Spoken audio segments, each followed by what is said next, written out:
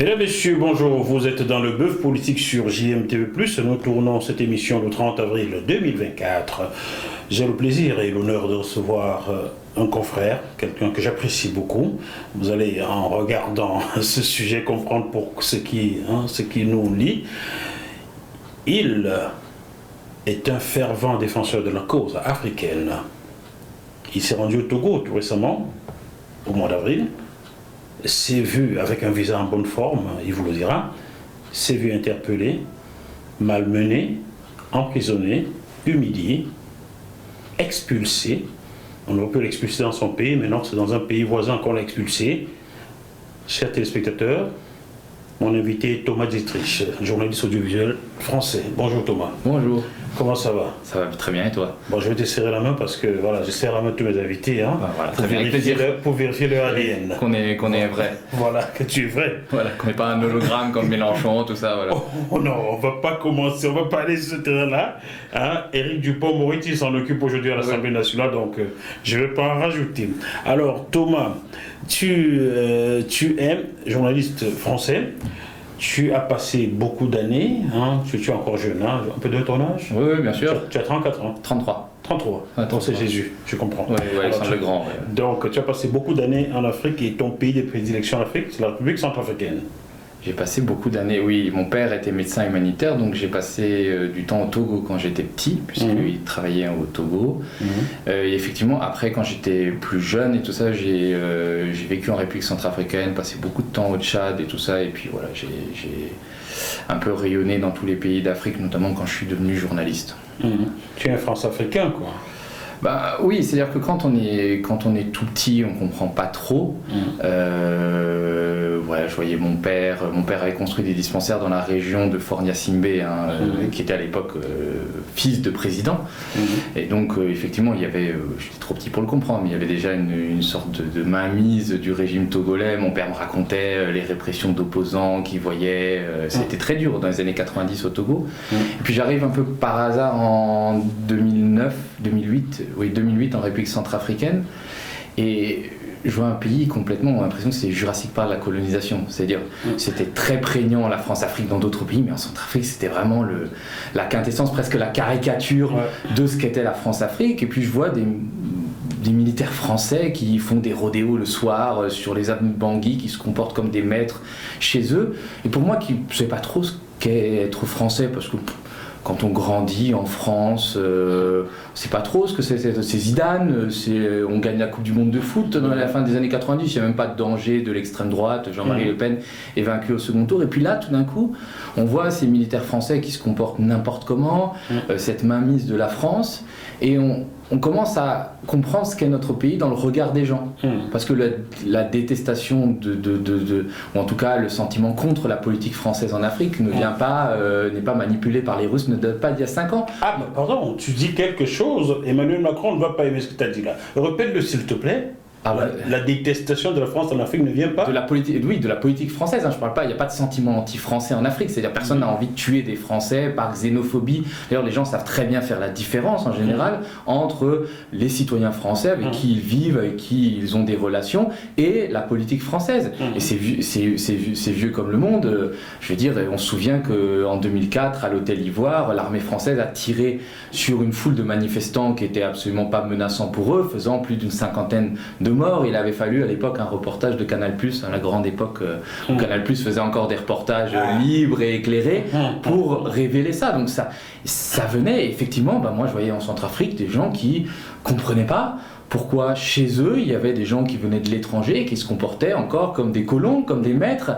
Et je raconte toujours cette histoire qu'un soir il y avait des militaires français qui étaient visiblement sous, qui ont renversé un enfant et qui l'ont tué. Moi j'étais à 200 mètres en train de prendre mon coca, et puis je m'approche et puis je vois effectivement il y a une foule qui s'agglutine autour de la Jeep militaire parce qu'ils veulent empêcher les militaires de fuir, et puis les militaires sortent avec leurs armes, braquent la foule, crient des insultes racistes que je ne vais même pas répéter ici. Et là, on comprend. Alors, c'est par le petit bout de la lorgnette, mais on comprend ce que peut être la France, ce que peut représenter la France pour une grande majorité d'Africains. Et moi, modestement, oui, ça m'a choqué. ça m'a choqué profondément, et donc petit à petit c'est ça qui m'a amené à comprendre qu'il y avait un système france-africain. Alors c'était bien plus qu'à un niveau micro, là, au début on voit des petites choses et tout ça, et petit à petit on comprend qu'il il y avait un système de domination, de prédation néocoloniale qui était toujours là 50 ans après les indépendances et qui continuait de desservir les pays africains. Et puis donc c'est ça qui motive encore aujourd'hui mon travail. Nous allons poursuivre avec ce que tu as vécu entre le 12 et le 16 avril 2024 au Togo. Tu t'es rendu au Togo dans quel but? En fait, moi, tout le monde sait qu'il y a des événements importants qui se passent au Togo avec le vote d'une nouvelle constitution de nuit en catimini qui va faire en sorte que le président de la République ne soit plus élu par les électeurs, mais par les députés qui sont acquis à la cause. Et ça, à mon avis, ça dépasse le Togo. Parce que moi, je pense que le Togo a toujours été un laboratoire. Si on regarde bien, c'est le premier pays d'Afrique francophone, ancienne colonie, ou ancien protectorat dans le cas du Togo, qui a eu un coup d'État, 13 janvier 1963, Sylvanus Olympio, a tué Sylvanus Olympio qui voulait battre monnaie. Voilà. C'était aussi la première succession dynastique. Tout à fait. En 2005, Faure-Gnassingbé prend la suite. Et depuis, ça a fait des émules, des billes au Tchad, etc. Et puis, bon, Franck Biya, peut-être. Franck Biya, pardon? Peut-être, non mais il y a des envies, Denis Christel, Sassou Nguesso, il y a des envies en tout cas. Ça a fait des émules. Et aujourd'hui, le Togo, qui effectivement est un régime policier, a toujours réprimé les envies de soulèvement de sa population, expérimente quelque chose. Et tu vas voir que dans les mois qui suivent, ça va inspirer d'autres régimes. Au Sahel, en Guinée peut-être, qui vont se dire on va supprimer l'élection présidentielle parce qu'on l'entend le dire, mais ça coûte de l'argent. Combien on pourrait construire d'hôpitaux en supprimant l'élection présidentielle? Voilà, on a toute cette petite musique-là qui est faite, qui est passée au Togo, et qui va peut-être servir d'exemple à tous les autocrates africains qui vont se dire on va se débarrasser de l'élection présidentielle parce que ça fait des contestations, on est obligé de bourrer les urnes, on est obligé de rendre des comptes à la communauté internationale. Donc moi je pense que ce qui joue au Togo est très important. Donc dans ce cadre-là, je me suis dit, je vais essayer d'y aller. Donc je demande une accréditation presse à la haute autorité en charge de la communication pour aller couvrir...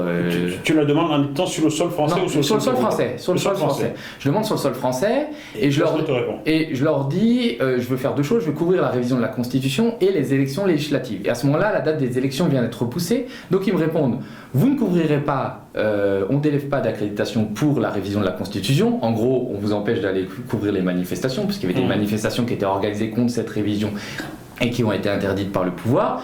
Et ce qu'ils me disent, c'est revenez le jour où on aura une date pour les élections législatives. Bon, très bien.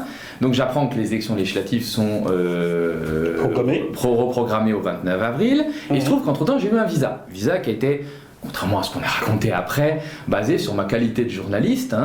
C'était un visa professionnel? C'était un visa professionnel, de toute façon on l'a mis en ligne, c'était un visa professionnel. Donc moi je me suis... Tu me l'envoies s'il te plaît? Oui, bien sûr, bien sûr. Que je l'incruste. Voilà, je te l'envoie. Alors peut-être qu'il y a eu un couac. Ils n'auraient pas dû me le délivrer, quoi que ce soit. En tout cas, le lendemain de mon entrée, ils ont revu le processus des visas, mais bon, ça, à la limite, ça les concerne.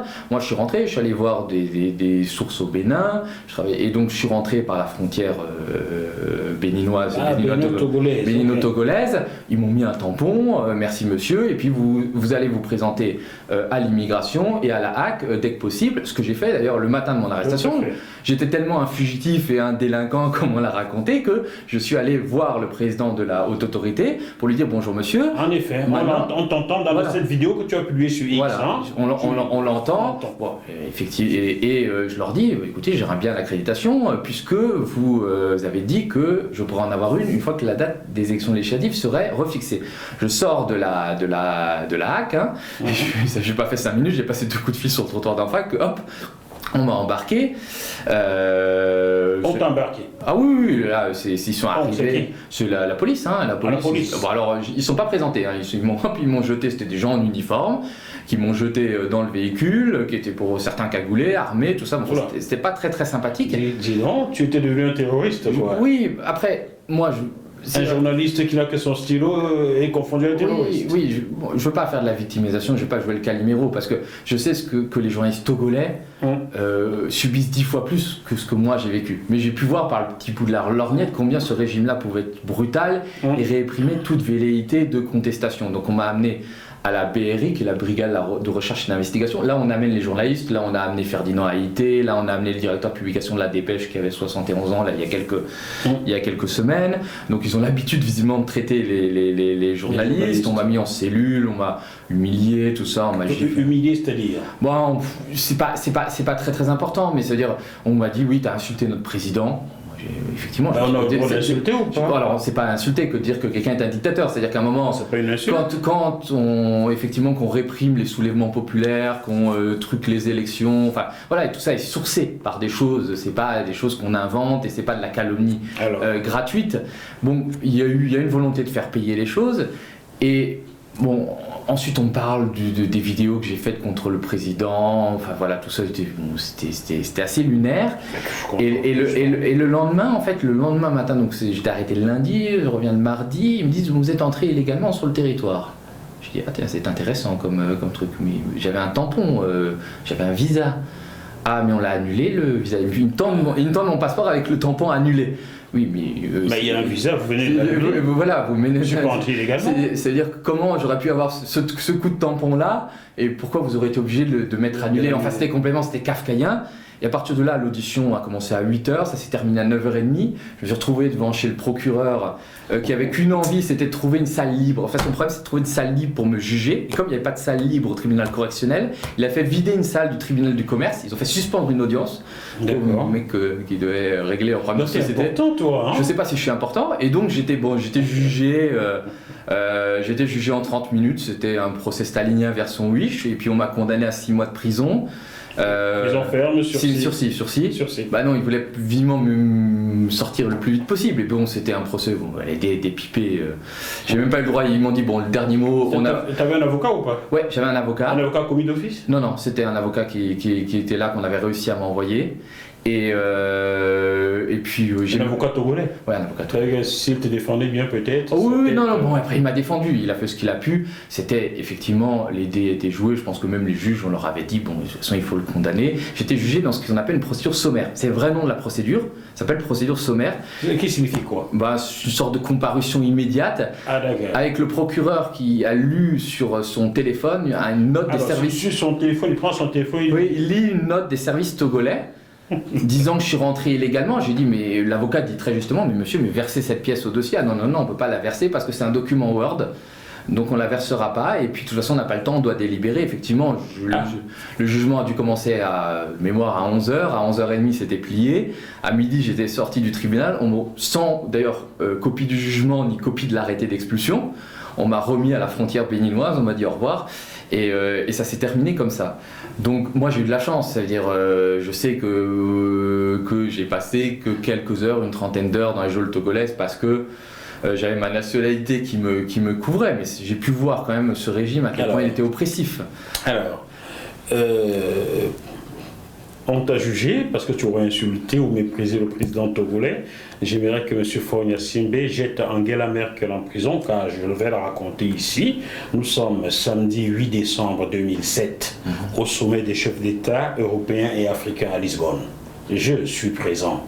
J'ai discuté avec Laurent Gbagbo, seul à seul, et il m'informe que Faure Gnassingbé a décidé de demander à rencontrer Angela Merkel.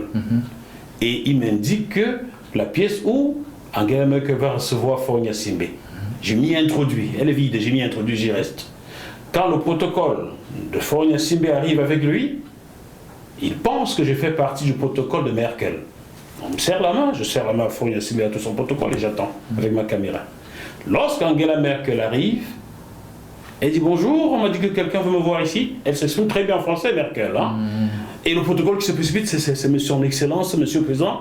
Elle lui dit alors, comment ça va? Tu vas bien? Vraiment tel que je te l'explique, et les téléspectateurs, je vous l'explique. Tu vas bien? Elle tient la main de Faure Gnassingbé, lui serre la main. Elle paraît plus massive que lui, parce que c'est une petite main. Tu vas bien? Comment tu t'appelles? Vraiment comme ça. Comment tu t'appelles? Le protocole, c'est son Excellence Faure Gnassingbé. Gnassi comment? Mais il n'y avait pas un autre Gnassi comme ça chez vous avant? On lui dit, c'était son papa. Alors chez vous, c'est une dynastie? Donc, on t'a mis en prison parce que tu aurais insulté le président Faure Gnassingbé. Si tu l'avais fait, je te l'aurais reproché, tu n'as pas le droit.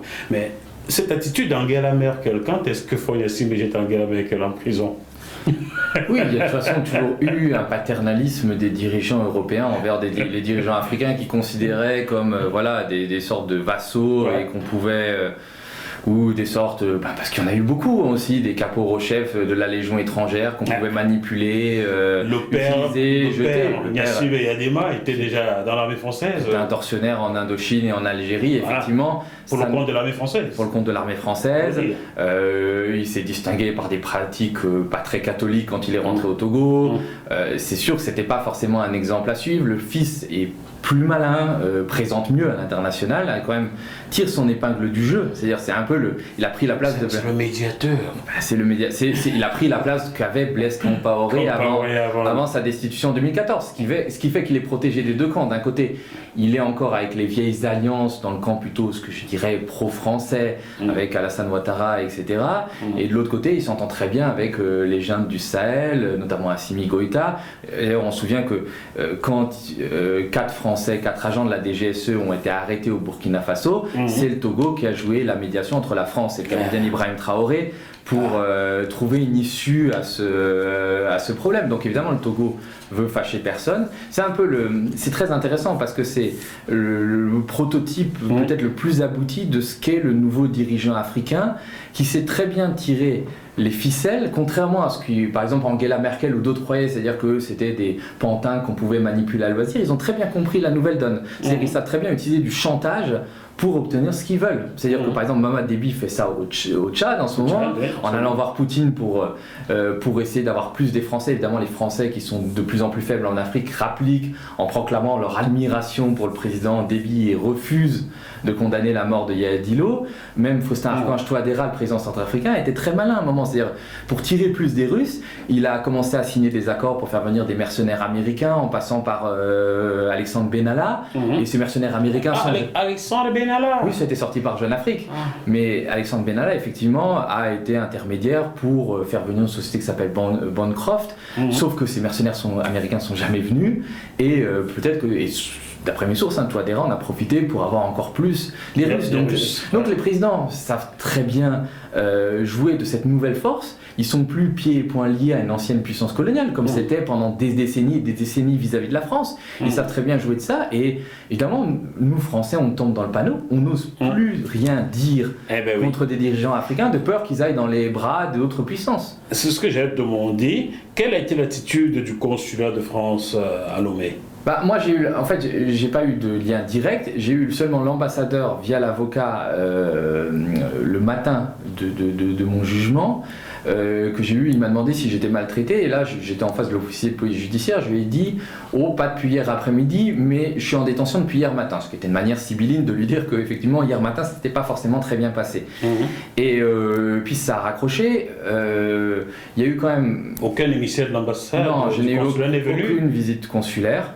Alors j'en réclame pas forcément puisque j'estime que je suis assez critique de la France-Afrique. C'est pas pour aller pleurer dans les jupes de l'ambassade de France dès qu'il y a un problème. Il faut être un peu cohérent. Mais ça a été dénoncé, pas par moi, par le député Aurélien Saint-Tout de la France Insoumise, qui dans un article de Marianne a dénoncé l'attitude du Quai d'Orsay, qui a transmis des éléments de ma condamnation, comme si c'était finalement un délinquant de droit commun, un délinquant de droit commun qui avait été condamné, sans faire de commentaires. On sait très bien que la justice togolaise bâillonne les journalistes, des gens comme Ferdinand Haïté, qui sont des grands journalistes, ont été condamnés à 3 ans de prison. Donc bien sûr que ce sont des moyens certes légaux, mais qui sont plus que contestables pour bâillonner des journalistes. Et imagine que j'aurais été journaliste français en Turquie, en Russie, on m'aurait même pas demandé si j'avais on m'aurait même pas demandé si j'avais besoin d'un visa ou pas, parce que la charte de Munich, elle permet, dans certains cas, on essaie de tout faire dans les normes, et puis quand on se retrouve face à une dictature, on contourne. Je veux dire, personne va reprocher à un journaliste de s'être introduit illégalement en Corée du Nord pour aller couvrir les exactions du régime nord-coréen. Et par ailleurs, évidemment, si demain un journaliste français est condamné en Russie pour des faits complètement délirants, l'ambassade de France et le Quai d'Orsay prendront position. opposition. Et tous les médias à Paris, tous les médias à Paris, alors que moi, mon expulsion a été quand même dénoncée par Reporters sans frontières, par le syndicat national des journalistes, par la Fédération internationale des journalistes. Donc bon, les journalistes qui ont pu examiner les différentes pièces et les conditions de mon entrée, les conditions de l'exercice de ma profession ont été derrière moi. Mais bon, le Quai d'Orsay comme d'habitude. Et moi, je l'interprète de manière plus large sur la volonté de ne plus rien dire, de peur de froisser ces régimes-là. Je trouve que je suis accrédité aux conférences de presse du Quai d'Orsay. Et la dernière fois, je n'avais pas entendu la France parler sur l'assassinat de Yahya Dillo, qui est cet opposant, l'opposant tchadien, qui est cousin de Mamad Déby, que Déby a fait assassiner, il a fait raser le siège de son parti politique, donc voilà, c'était quand même assez trash. Et comme je n'entendais pas de position, je suis allé poser la question au porte-parole du Quai d'Orsay. Il me dit, on ne fera pas de commentaire, on a pris bonne note de la disparition de l'opposant. De la disparition. On a pris bonne note. C'est-à-dire, c'est même pas on regrette. On trouve ça dommage, on a pris bonne note. C'est-à-dire, bon, effectivement, il y a l'impression que c'est des portes cassées, des fenêtres brisées. Alors que c'est quand même la vie d'un homme. On peut ou ne pas aimer, qu'on peut ou ne pas critiquer, qui a quand même été tué parce qu'il avait un engagement politique contre le potentat local. Et donc, à partir de ce moment-là, on est dans ce système-là où la France est tellement affaiblie qu'elle n'arrive plus à rien dire. Parce qu'à l'époque, on était en situation de monopole, entre guillemets, sur nos anciennes colonies.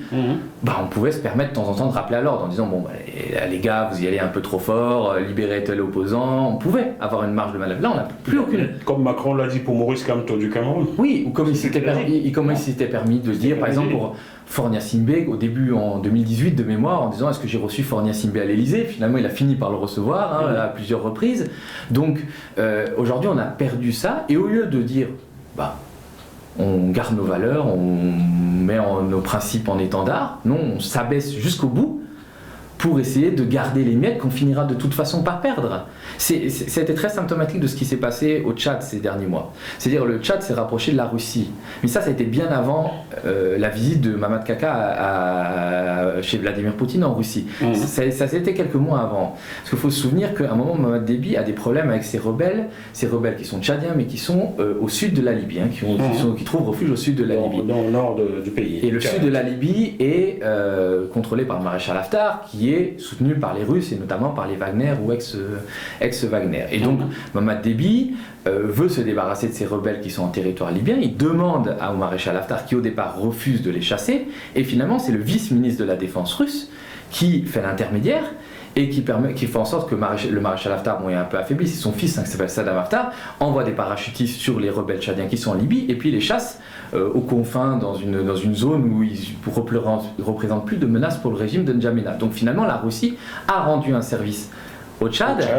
Et bien sûr le Tchad rend aussi des services à la Russie, puisque par exemple tu sais que Hemeti, le chef de guerre soudanais qui lutte pour le pouvoir au Soudan, est soutenu par les Russes et par les Émirats, et les Tchadiens font passer de l'armement qui est livré notamment par les Émirats par le Tchad pour le livrer à Hemeti. Donc il y a eu une sorte de rapprochement, et Macron au départ a eu plutôt une réaction, c'était en coulisses. Il a dit si c'est comme ça, nous on prend nos clics et nos claques et on laisse une présence de 100 à 200 militaires français et on part. Et je ne sais pas ce qui s'est passé. Retournement de situation, on envoie Jean-Marie Bockel au Tchad dire que les Français vont rester et que d'ailleurs Mamad Déby est un type tout à fait admirable. Tout à fait admirable, qu'on a bien installé. Voilà. Et qui doit rester. Et je pense que c'est symptomatique en fait de l'affaiblissement profond de la France. On n'arrive plus à prendre de décisions, on essaie de s'accrocher. On est tétanisé quoi. Voilà, au dernier lambeau de notre empire qui est en ruine et qui de toute façon va nous échapper puisqu'à un moment Mamad Déby va se rapprocher des Russes puisque c'est... Mais c'est déjà fait, il y a 130 soldats russes. C'est les Hongrois. C'est un Hongrois. C'est des Hongrois. Ça a été, en fait, ils font venir des Hongrois, mais ça c'est très intéressant aussi. Notamment, ces Hongrois sont censés venir pour lutter contre l'immigration illégale au Tchad. Immigration qui existe. L'immigration illégale au Tchad. Très peu. C'est-à-dire qu'il y a peu de passages vers le Sahara. Et effectivement, au vu des relations entre le Premier ministre hongrois Viktor Orban et Vladimir Poutine, on peut se demander si c'est pas un faux-né, une première étape des... Protéger Mamad Déby. Et on comprend Mamad Déby. Il a le maréchal Haftar au nord, qui est plutôt proche des Russes. On a les Nigériens qui se rapprochent des Russes. On a Touadéra au sud, qui est plutôt proche des Russes. On a le Hemeti qui contrôle le Darfour, qui lui aussi est soutenu par les ex-Wagner. Donc évidemment, c'est un peu le dernier des Mohicans, qui se retrouve tout seul avec le soutien d'une armée française qui est complètement dépassée. Donc on comprend que géostratégiquement, lui, pour conserver son pouvoir, il est en train d'opérer un virage d'alliance, c'est un renversement d'alliance. Bon, on ne peut pas lui reprocher, c'est un dictateur, il veut rester en place. Et puis il n'avait jamais... Un dictateur que nous avons bien installé. Qu'on avait bien installé, mais qui n'a jamais su digérer le fait que Macron lui ait dit bon, tu vas faire 2 ans, 18 mois de transition ou 36 mois de transition et puis tu laisseras la place à Moussa Faki qui était président de la Commission de l'Union africaine. Mohamed Déby a dit oui, bien sûr, je vais faire ça, et puis en attendant il a renforcé son pouvoir, il a écarté ses alliés, et puis là il y a une élection présidentielle le 6 mai dont on sait qui va la remporter et que... Le succès masculin ne sera pas un succès, quoi. Le problème c'est que c'est une mascarade, malheureusement tout ça est un jeu théâtral dont on sait déjà le vainqueur. On va revenir sur ton histoire, Thomas Dietrich. Tu as publié de multiples enquêtes contre la France-Afrique ou sur la France-Afrique, tout dépend de quel côté vous vous tenez. Tu fais l'objet d'un véritable harcèlement policier dans plusieurs pays. Il semblerait qu'au Cameroun, ta tête est aussi mise à prix. Alors oui, le Cameroun c'est un peu par la bande. C'est qu'il se trouve que j'ai été expulsé du Tchad en 2016. J'ai été expulsé j'avais fait des interviews sur TV5 Monde, j'avais fait des articles qui n'avaient pas plu au régime tchadien, c'était l'époque de Idriss Déby père, et donc ils m'avaient arrêté et je n'ai jamais compris pourquoi ils m'avaient expulsé vers le Cameroun. Ils m'ont mis dans un avion, puis au décollage, je dis mon voisin et tout ça qui n'ose pas trop me parler, parce que forcément quand des policiers viennent vous installer dans un avion, on se demande quel est cet oiseau de mauvais augure, et je dis mais on va où monsieur? Ah, on va à Douala. Je dis bon, très bien, d'accord, et donc j'arrive à Douala et puis j'ai des policiers camerounais qui m'attendent à la descente de la passerelle l'avion et qui me disent bon, venez avec nous. J'ai dit mais de toute façon écoutez, moi je veux rentrer chez moi, je vais pas m'éterniser parce que franchement j'ai déjà passé quelques heures assez salées dans les eaux tchadiennes, ça va, je veux rentrer. Et puis comme ils m'avaient tout pris, les autorités tchadiennes, j'avais plus de valise, j'avais plus rien, j'avais plus d'argent, je leur ai dit bah écoutez, je vais aller prendre un mandat Western Union, payer mon billet et puis rentrer à Paris. Ah non, on va vous réexpulser vers la France. J'ai dit très bien, mais c'est à vous de payer votre billet. J'ai dit ben oui, mais j'ai pas d'argent. Oui, alors j'ai pas d'argent et puis si vous ne me laissez pas sortir, ça va être une sorte de situation kafkaïenne. Donc il a fallu que le consul de France vienne, avance l'argent que j'ai remboursé plus tard pour pouvoir être expulsé du Cameroun vers la France. Je pense que c'était les autorités tchadiennes qui avaient fait savoir qu'ils m'expulsaient vers le Cameroun ne voulant pas. Les relations avec le Tchad ont toujours été conflictuelles, mais ne voulant pas de problème ni avec Paris, ni avec le Tchad, ni avec N'Djamena, s'était dit bon, on va garder ce joyeux Driss sous le coude, et puis on va s'assurer qu'il rentre à Paris, en lui faisant comprendre que bon, on n'était pas les plus sympas de la terre. Je suis retourné au Cameroun une fois après. Je pense que c'est aussi très compliqué d'enquêter là-bas. Le régime. Tu veux que je te raconte? Oui, je t'en prie. On dit tout ici, hein? Oui. Mars 2006. Je vais au Cameroun avec un confrère que je ne vais pas citer parce que je n'ai pas demandé son autorisation. Nous allons tourner le documentaire Les filières africaines de la prostitution. Tu as dû voir des séquences diffusées dans le droit de savoir de Charles Villeneuve. C'est moi qui l'avais tourné. Et nous arrivons au Cameroun, nos passeports sont retirés. 48 heures surveillées par des maréchals de logis qui se relaient autour de nous.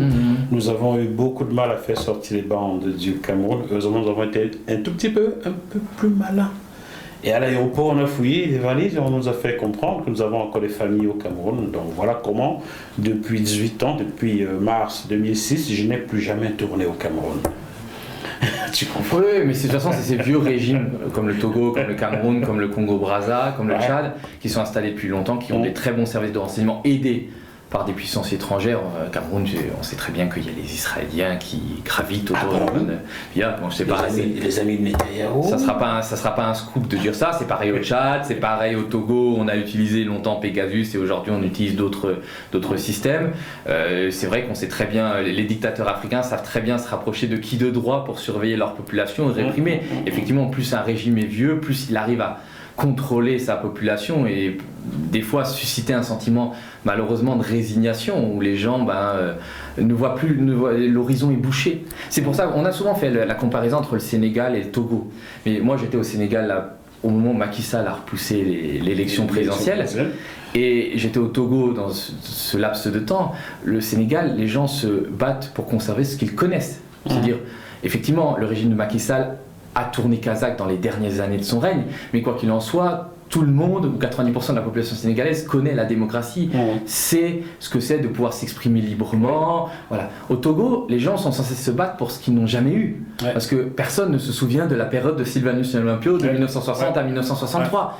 Et donc c'est très difficile aux gens de s'imaginer qu'il peut avoir quelque chose d'autre qu'une dictature qui est là depuis 50 ans et qui a fini par lobotomiser tout le monde, malgré l'immense courage de la population togolaise. Il faut quand même se souvenir de ce qui s'est passé en 2005, quand il y a eu plus de 800 morts, on a massacré les gens dans des bureaux de vote, ce qui s'est passé en 2017 aussi, où on a réprimé dans le sang... C'est corps qu'on a retrouvé dans la mer en 2005-2006. Oui, en 2005, même dans les années 90, les manifestations à Sokodé qui ont été réprimées en 2017, c'est-à-dire il y a un vrai courage du peuple togolais, mais malheureusement, comme il y a un vrai courage du peuple camerounais, mais malheureusement, il y a un régime qui est là, qui étouffe, qui opprime, qui bouche l'horizon, et tout ça avec l'aide du parrain de toujours la France, qui n'ose plus rien dire.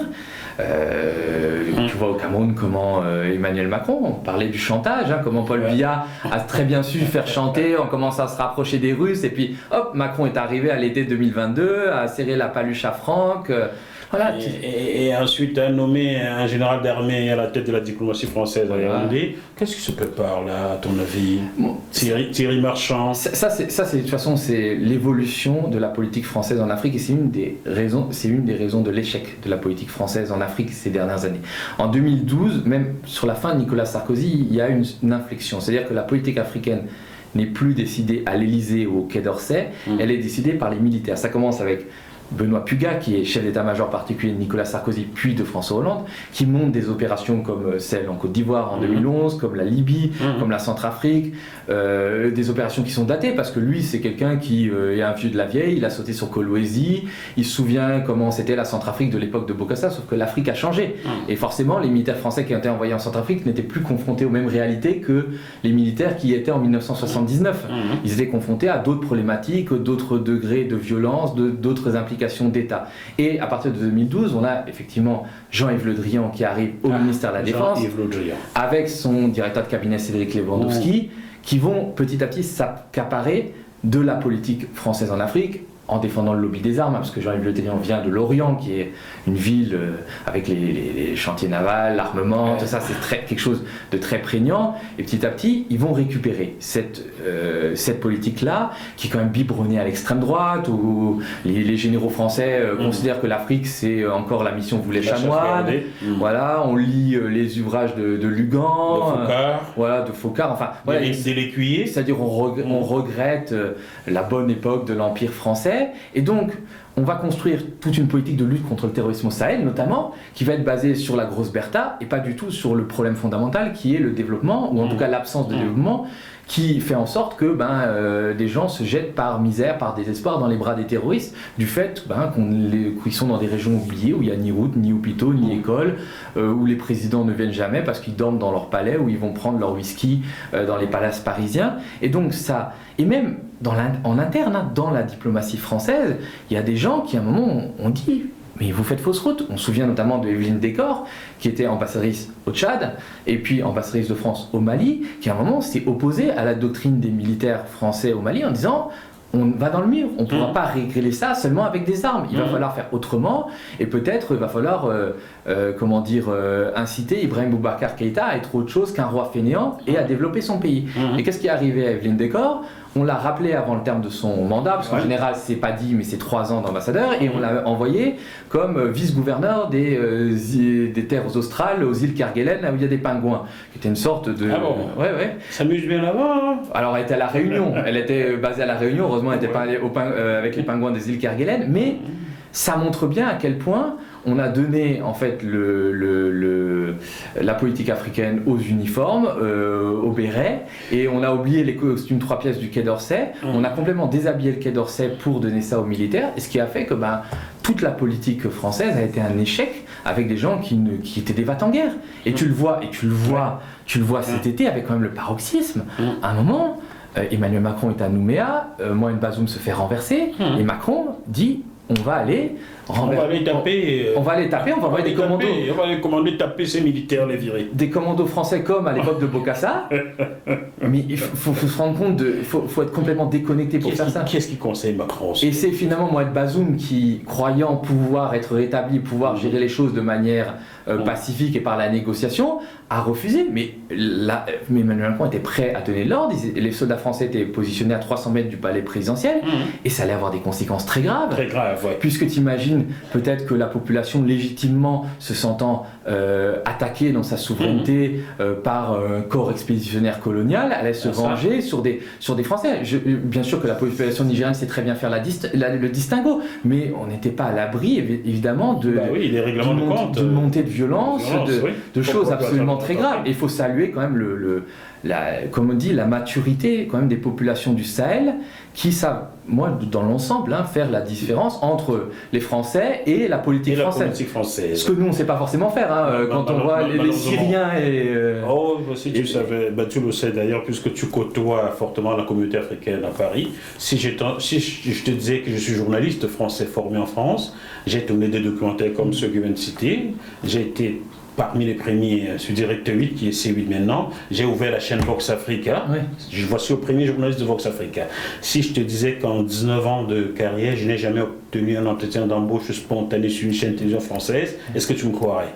Non, mais moi je te crois, je te crois vraiment, c'est quelque chose qui me paraît logique, enfin le délit de faciès est présent dans la société, dans la presse. Je veux le dire, des personnes comme Jacques Gauthier, autant il était sénateur ou maire de la ville de Garches, s'en est ému et a dit à Bernard Debré, c'est pas possible, a appelé Chantal Jouanneau, ministre des Sports à l'époque, il dit mais c'est pas possible, ce garçon est brillant, comment ça se fait? Je leur ai dit c'est comme ça la fin, ils ont pris mon CV, ils ont dit on va tester, ils ont envoyé de manière anonyme, rien. Zéro entretien, là, ils sont des mon Dieu. Bon, alors, vraiment une dernière question sur le cas du Cameroun. À ton avis, pourquoi a-t-on nommé Thierry Marchand, général d'armée, comme ambassadeur de France au Cameroun? Pour quelle raison? Qu'est-ce qui se prépare? Moi, je suis pas sûr qu'il y ait forcément des choses qui se préparent. Je crois qu'ils aiment bien nommer des militaires ou des anciens policiers ou des anciens gendarmes à la tête des ambassades. C'est un mouvement qui est récurrent depuis une dizaine d'années. Depuis l'arrivée de Jean-Yves Le Drian, on a eu Éric Gérard, qui était ancien du GIGN, qui était ambassadeur en Centrafrique, qui est aujourd'hui ambassadeur au Tchad, Gilles Berson. Enfin voilà, il y a un certain nombre de diplomates en uniforme qui ont été nommés justement dans tout ce courant de militarisation de la vie de la politique africaine de la France. Mais des fois, moi je me pose des questions sur qui on nomme ambassadeur. Quand vous avez quelqu'un comme Monsieur Fombostier, Marc Fombostier, qui était consul à Hong Kong et qui était rappelé de son poste de consul à Hong Kong parce qu'il avait volé des bouteilles de vin dans une soirée, des bouteilles de vin très chères, il les a mis dans son pantalon. Ambassadeur de France. C'était un consul de France à Hong Kong, il avait été rappelé. Et aujourd'hui, M. Fombostier est ambassadeur en Guinée, après avoir été ambassadeur au Conakry, après avoir été ambassadeur au Togo. Pareil qu'il va partir au Nigeria, qui est quand même pas une petite ambassade, qui est un des pays avec lequel la France commerce le plus. Donc c'est quand même assez inquiétant. On a des voleurs en France, en fait. C'est quand même assez inquiétant. Moi, je crois que c'est quand même assez inquiétant, et c'est assez symptomatique de la diplomatie française qui est complètement en perte de vitesse. J'ai un livre à te présenter. Ouais. Tiens. Tu peux le présenter au public sur René Marance. René Marance. Très bien, je l'ai lu. Premier prix Goncourt noir de la littérature française en 1921. Avec ce livre Batouala, sur le Bangui Chari. Qui est la RCA. Qui est devenu la République centrafricaine, qui était c'était un Antillais, qui est René Marant. Né à Bordeaux, Martinique né à Bordeaux. René Marant qui est parti en Centrafrique et donc qui était comme Félix Eboué, qui faisait partie de ces administrateurs coloniaux qui étaient nommés parce que la France considérait que les Antillais étaient peut-être plus aptes à parler aux Noirs, à parler à ceux qu'on considérait comme des indigènes. Il faut se rendre compte de ce que c'était la Centrafrique dans les années 1920. C'était l'esclavage. C'est-à-dire, en fait, Lubangui Chari avait un intérêt stratégique pour la France quand la France voulait faire la diagonale ouest-est, c'est-à-dire aller à Dakar jusqu'à la Corne de l'Afrique. Sauf que les Anglais faisaient nord-sud et il y a eu Fashoda où les Français ont reculé devant les Anglais et les Anglais ont réussi à faire leur trouée et les Français se sont arrêtés. Donc Lubangui Chari, qui devait être un peu le pivot de cette traversée ouest-est, d'un coup, ça ne servait plus à rien. C'était vraiment un recoin paumé. Et ce qu'on a fait, c'est qu'on a donné ces terres-là en concession à des entreprises privées qui ont exploité le caoutchouc, qui ont exploité le coton et qui mettaient des gens en esclavage. Oui. C'était pas de la servitude. T'as oublié le diamant parce que les diamants de Bokassa. Le diamant, c'est un peu plus tard. Et d'ailleurs, en parlant de Bokassa, le père de Bokassa est chef de village. Et à un moment, en fait, les concessions occidentales prennent, pour s'assurer que les gens travaillent bien dans les champs, dans les forêts, prennent les familles en otage. Et le père de Bokassa se révolte contre ce système-là, ce système esclavagiste. On n'est pas en 1780, on est en 1920, en 1925. Et le père de Bokassa est arrêté, traîné, enchaîné par les militaires français, exécuté en place publique. La mère de Bokassa se suicide quelques jours après. Et donc Bokassa va être recueilli par un de ses oncles, il me semble, de mémoire, et après il va aller chez les pères blancs. Et d'ailleurs toute sa vie, il va avoir ce côté, d'un côté c'est quelqu'un qui admire beaucoup la France, qui est comme sorti lieutenant ou capitaine de l'armée française après avoir fait l'Indochine, et pourtant c'est quelqu'un dont l'histoire a été tragique, puisque ses parents ont été tués par la domination coloniale française. Et donc ce bouquin-là raconte les crimes de la colonisation tels qu'ils ont été commis, et ça a été le premier prix Goncourt qui est longtemps tombé dans l'oubli. D'ailleurs, je te remercie d'en parler, parce que je l'ai lu il y a 7-8 ans de mémoire, mais ça montre bien que ça ne date pas d'hier tout ça, et que ce ressentiment-là, finalement, contre la présence française, contre la domination, contre l'oppression française, elle ne date pas des fake news des Russes, elle date de bien avant. Et c'est très raciste d'ailleurs de penser ça, puisque il faudrait que toujours l'homme africain n'ait pas de pensée propre, n'ait pas de pensée autonome. Il faudrait toujours qu'il y ait une sorte de marionnettiste, que ce soit les Russes, les Chinois, les Turcs, qui viennent tirer les ficelles et lui dire quoi penser. Alors bien sûr qu'il y a des trolls financés par Moscou, bien sûr ça existe, c'est la guerre informationnelle. Mais il y a aussi des trolls financés par Paris, par Washington, mais ils sont beaucoup moins bons. Mais de dire que le sentiment contre la politique française serait instrumentalisé par les Russes, initié par les Russes, c'est totalement faux. Écoutez, vous ne voulez pas nous faire travailler en France, pourtant vous nous avez formés, je vais bientôt aller travailler pour les Russes, vous allez dire, les Russes l'ont acheté. Bientôt 20 ans dans ce métier, j'ai tourné des documentaires, donc on ne peut pas me coller l'étiquette de l'incompétent. Je n'ai jamais obtenu un entretien d'embauche spontané dans ce pays. J'ai couvert des coupes d'Afrique des Nations pour des médias français, Orange par exemple. Mais non, je n'ai jamais obtenu un poste dans ce pays, je me débrouille seul. Quand j'irai bosser pour les Russes, on dit les Russes l'ont acheté, bien sûr qu'ils vont m'acheter, je vais bien me vendre, qu'est-ce que vous voulez. Voilà. Donc, mon cher Thomas, je vais t'expliquer pourquoi, dès que j'ai reçu l'annonce de ton expulsion, de ton arrestation, de ton expulsion du Togo, cela m'a beaucoup ému. C'est un ancien préfet de France qui me l'a envoyé, un ancien préfet français qui m'a envoyé ton speech. Ça m'a beaucoup touché car en 2013, en juillet 2013, j'avais failli connaître les mêmes affres que toi au Gabon. Le régime d'Ali Bongo m'a retenu en zone internationale de 2h du matin à 9h. 9h, je suis gentil 2h, 9h, je sais que j'ai passé 9h10 minutes, donc ça doit être 11h poussière. Qu'est-ce qu'on me reprochait? Je n'y allais pas travailler, j'allais voir celle qui était ma fiancée gabonaise et qui vivait à Libreville. Il faut dire qu'en 2013, j'ai déjà été correspondant de Gabon Télévision officiel avec carte de presse sortie du Quai d'Orsay en France, 2 ans, 2011 et 2012. D'ailleurs, j'attends toujours que le Gabon me paye 32 250 € depuis 12 ans. Donc on me connaît au Gabon, je passe à la télévision gabonaise quand j'arrive à Libreville. Mes sujets sont diffusés, j'arrive, on retient mon passeport et on me tient en zone internationale. Qu'est-ce qu'il y a? Lors des venues d'en haut, qu'on ne laisse passer aucun journaliste français. Je réveille le vice-consul de France, je lui rends encore hommage aujourd'hui, Franck Gilles, qui est quelqu'un de formidable. Je le réveille à 2h45. C'est lui qui va réveiller Étienne Léandre, qui est en poste aujourd'hui, je crois, à Madagascar. Les deux vont réveiller l'ambassadeur. Pendant ce temps, j'envoie un mot à un ami sénateur en France qui va réveiller toute la chaîne que tu connais du Quai d'Orsay. Ça a duré 9h10 minutes. Si je n'avais pas ces relations-là, je ne sais pas ce que je serais devenu. Donc, par solidarité, toi et moi, on s'est croisés une seule fois. Une seule fois, le jour où vous parliez des prisonniers politiques gabonais, il y a donc cela, il y a 7 ans, 8 ans. Oui, peut-être, oui. Donc, mais dès que j'ai su ce qui t'est arrivé, J'ai repensé à ce que j'ai vécu et j'ai failli vivre par solidarité, corporatisme. Il fallait absolument que je t'invite. C'est gentil en tout cas. Et normal. C'est appréciable d'avoir du soutien parce que des fois on se sent seul, notamment parce que son pays, la France, ne prend pas position. Mais nous, on a la chance de s'en sortir rapidement. Faut quand même parce qu'il y a une nationalité qui nous protège. Alors évidemment, ce sont des événements désagréables. Moi, j'ai connu beaucoup d'expulsions en Afrique. C'est la 7e. Dis donc. C'est la 7e, ouais. Ça commence à faire. Ça fait école, hein. Ça commence à faire beaucoup. Donc j'en ai vu de toutes les couleurs. J'ai été expulsé de 2 pays en 24 heures, le Tchad et le Cameroun. J'ai été expulsé 2 fois de la Guinée sous 2 régimes différents. Il y a Alpha Condé m'a expulsé, Doumbouya m'a expulsé au début de l'année. Doumbouya aussi. Oui, c'était en janvier. Oh. Je faisais une enquête là sur un proche du président qui était directeur de la Société des Pétroles et qui était impliqué dans un scandale de corruption. Donc oui, on a de la chance parce qu'évidemment il y a des journalistes qui vivent des années en prison. Le Cameroun est bien placé pour faire école dans ce cas-là. Nous on a de la chance de s'en sortir, mais il faut rendre hommage aux journalistes qui se battent là-bas.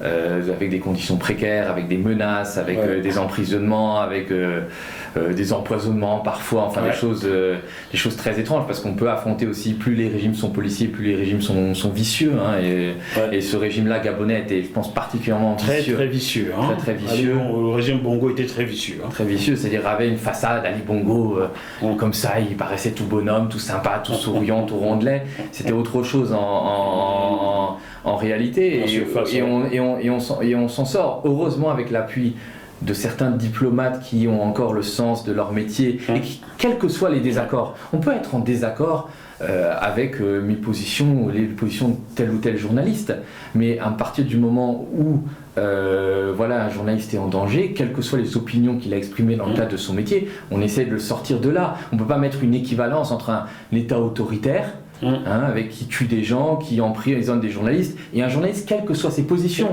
quoi qu'on en pense, et on a le droit, moi je suis tout à fait d'accord en disant peut-être que mes positions sont critiquables, peut-être que je suis trop dur envers les autorités françaises, je suis tout à fait prêt à l'entendre, mais je trouve qu'il est regrettable que les autorités françaises se rangent, et c'est pas que dans mon cas, aux côtés des dictatures africaines, plutôt aux côtés de ces citoyens qui n'ont pas fait grand-chose. Des dictatures installées par qui? Par eux, si ce n'est faire leur métier.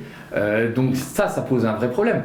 Je veux dire, quand même, on le voit dans ce qui s'est passé il y a une dizaine d'années sur l'assassinat des journalistes français au Mali, Ghislaine Dupont et Claude Verlon.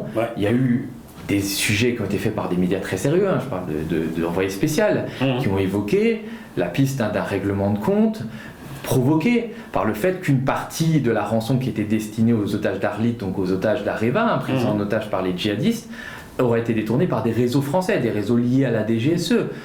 Et c'est ça qui aurait fait en sorte que ces 2 journalistes qui enquêtaient vivement sur ce sujet auraient été tués. Et 10 ans plus tard, ça c'est RFI qui le raconte, y a des zones d'ombre, il y a plein de notes de la DGSE qui ne sont pas déclassifiées, on a l'impression qu'on ne veut pas que cette enquête avance. Et la boîte mail de Ghislaine Dupont a été vidée 30 minutes avant son enlèvement, à mon avis, ça a été écrit, c'est pas les djihadistes à Kidal qui étaient en train de vider sa boîte mail. Je ne pense pas.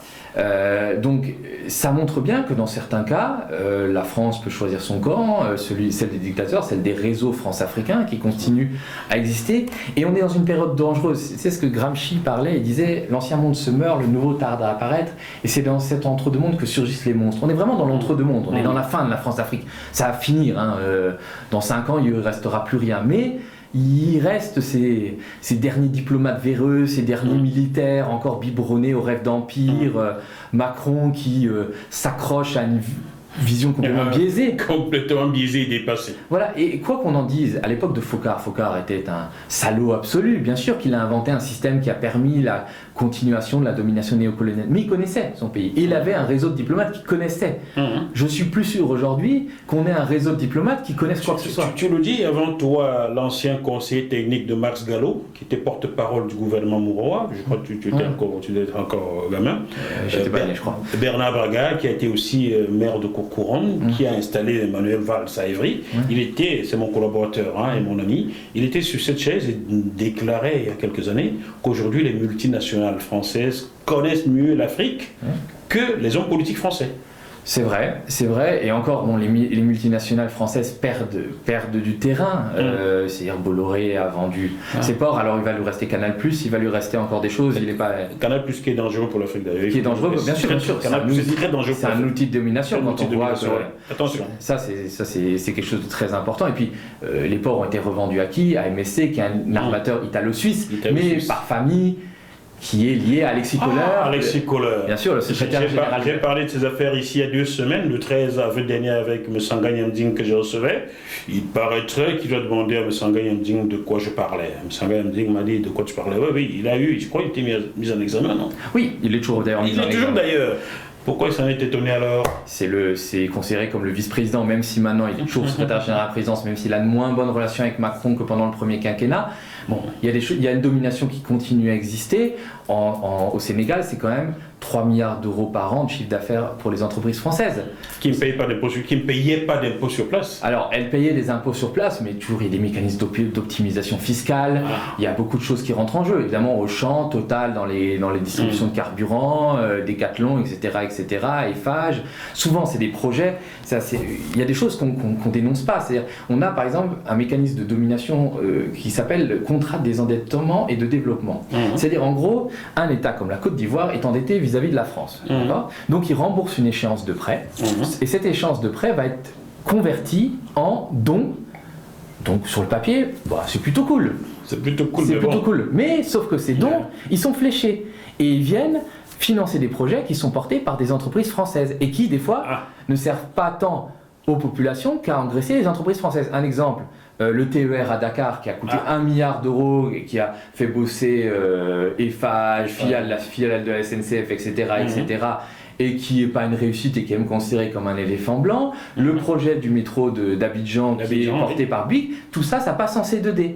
Pareil pour des projets en Guinée. Donc, ça veut dire, d'un côté, on vous fait semblant qu'on vous donne de l'argent, sauf qu'en fait, c'est des projets surtout qui vont être gagnés par les entreprises françaises. Et bien sûr qu'une des conditions implicites de ce contrat de désendettement et de développement, c'est que quand l'aide revient en Afrique, elle soit fléchée pour des entreprises françaises qui gagnent des gros contrats et qui elles-mêmes peuvent après reverser des commissions et des rétrocommissions, des commissions au régime africain, des rétrocommissions en France. Aux hommes politiques ici. Voilà. Donc ce n'est tout pas fini, il a fait Elf quitter là. Ça se poursuit sous une autre forme.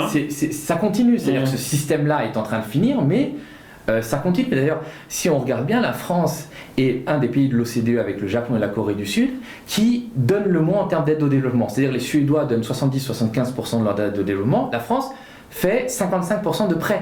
Donc c'est des prêts qu'on va rembourser avec des taux d'intérêt. Des taux d'intérêt qui sont assez élevés. J'ai par exemple fait une enquête sur la Guinée. La France a fait un prêt pour la construction de 2 hôpitaux. Donc 98 millions d'euros. Sauf que la Guinée, dans 10 ans, aura remboursé 157 millions d'euros. Pardon ? 98 millions et 157. Donc il y a 59 millions d'euros d'intérêts et d'assurance. Est-ce que la Guinée, avec ses immenses ressources en bauxite, je rappelle c'est les premières réserves mondiales de bauxite et le deuxième producteur donc, qui servent à fabriquer l'aluminium, ne peut pas financer ses hôpitaux sur fonds propres? Et on sait qu'il y a des entreprises françaises qui exploitent la bauxite, qui ont exploité, qu'il y a des dirigeants français de sociétés qui exploitent la bauxite. Ces gens-là font de l'évasion fiscale, ne payent pas leurs impôts en Guinée, qui commencent déjà par payer leurs impôts en Guinée, ce qui permettra au gouvernement guinéen de financer ses hôpitaux sur fonds propres, sauf que là on fait un prêt en disant qu'on est généreux. Bien sûr on fait bosser une entreprise française qui s'appelle Eiffage, qui comme par hasard est sous enquête du parquet national financier pour une autre affaire en Guinée, en Côte d'Ivoire, pour la construction du pont, la rénovation du pont d'Abidjan. Du pont, en effet, oui. Voilà. Et donc voilà, c'est de la générosité déguisée, tout ça c'est pour protéger des intérêts et ça permet effectivement de garder sous contrôle le dirigeant local, d'entretenir un système de commission, de rétrocommission, et c'est ça qui est dramatique, donc ça continue, c'est pas encore fini. Bien sûr, on va vous répondre, oui mais les Chinois font pareil, les Russes font pareil, bien sûr, mais nous on se drape du manteau de la bienveillance, de la mission presque civilisatrice de la France, des fois à la fin du pays des droits de l'homme, alors qu'en fait en démocratie, on fait systématiquement pareil, ça continue. Ça continue. En tout cas, merci beaucoup Thomas Dietrich. Je sache que tu es désormais éternellement le bienvenu ici. Merci à Car toi. toi et moi, poursuivons les mêmes idéaux, vois-tu. On essaye. On va bientôt nous zigouiller, quoi. Je sais pas si on va nous zigouiller, mais Luther King disait un truc, il disait il faut qu'on apprenne à vivre tous ensemble comme des frères, sinon on va mourir tous ensemble comme des idiots. Donc essayons de vivre tous ensemble comme des frères. Tout Alors. à fait, on va essayer. Merci beaucoup Thomas. Merci à toi. Je suppose que tu es prêt à repartir sur le terrain, là. Dans quel pays tu vas te faire expulser prochainement? Je sais pas si je vais me faire expulser, je verrai en fonction de l'actualité. Ouais, je vais continuer parce que je pense que c'est des sujets qui sont importants, des sujets qui sont très peu couverts par la presse française. Tu parles effectivement du délit de faciès qui est réel, mais la presse française, on est quand même 26e au classement de la liberté de la presse, qui est quand même pas extraordinaire. Et on a une presse qui est quand même aux mains de grands milliardaires qui ont des intérêts en Afrique. Donc, très aux ordres. Hein. C'est compliqué de parler de ces sujets-là, mais il me semble qu'ils sont très importants et qu'on a un devoir presque en tant que Français de peut-être réparer un peu le mal que font nos dirigeants, que font nos chefs d'entreprise en Afrique. Ça, je pense que c'est important et c'est ce qu'on essaie de faire à notre modeste niveau, toi et moi. Ouais. Chers téléspectateurs du Bœuf Politique, j'espère que cette tranche avec Thomas Dietrich vous a édifié sur certains points. Si vous posez des questions, si vous aviez d'autres questions à lui poser, envoyez-les-nous par jmtvplus.com, vous nous envoyez des questions. Je vais réinviter Thomas et il viendra répondre à vos questions. On se retrouve sur ce même plateau dans quelques jours avec un autre invité. D'ici là, malgré la situation extrêmement compliquée en France, en Afrique et partout dans le monde entier, gardons comme la banane. À très bientôt. Bye bye.